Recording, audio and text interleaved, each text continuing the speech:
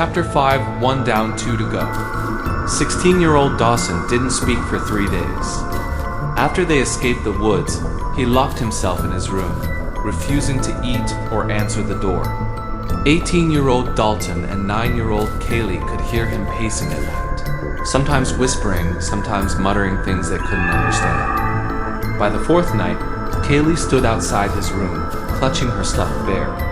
"Dalton," she said, voice trembling. "Something's wrong with him." Dalton sighed. "He just needs time." But even as he said it, he didn't believe it. When Dalton finally went into Dawson's room the next morning, the air was freezing. Every window was shut, and his breath came out in visible clouds. Dawson sat on the floor, facing the corner, arms wrapped around his knees. The walls around him were covered in drawings scrawled in black marker, the same image over and over. It was a little girl with hollow eyes, Evelyn. Dalton's stomach twisted. "Dawson, what is this?" Dawson didn't answer. He just whispered something under his breath. Dalton leaned closer. "She won't leave me alone," Dawson whispered that night. Kaylee woke to the sound of humming again, faint, broken, like an old record skipping. It came from Dawson's room.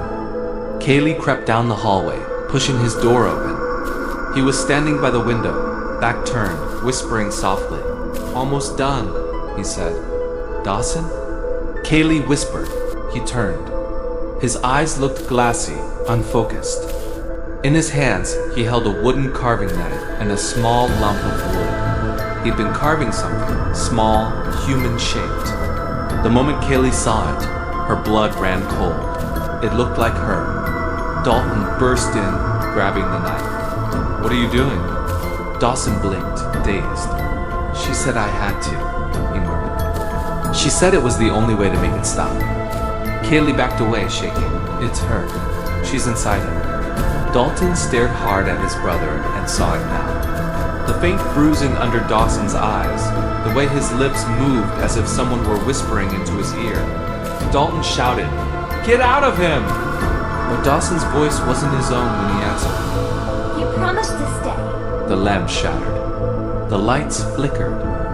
And then Dawson screamed, a sound so raw it barely sounded human. The windows burst open, the cold rushing in, papers flying like leaves. Kaylee clung to Dalton as Dawson collapsed, gasping, his eyes rolling back. When he woke, hours later, he didn't remember anything, but the carving was gone. The next morning, the house smelled like smoke. Dalton followed it to the backyard. The shed door was open and inside. The box where he'd locked the first doll was burning.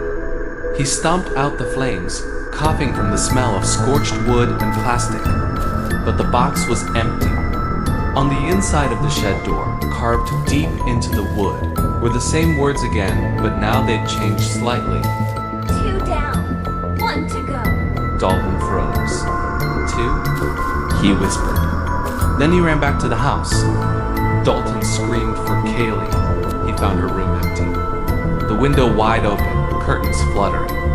On her bed lay a small hand-carved doll, wearing the same blue sweater she'd had on that morning. Its eyes were painted bright green, and when Dalton picked it up, it smiled.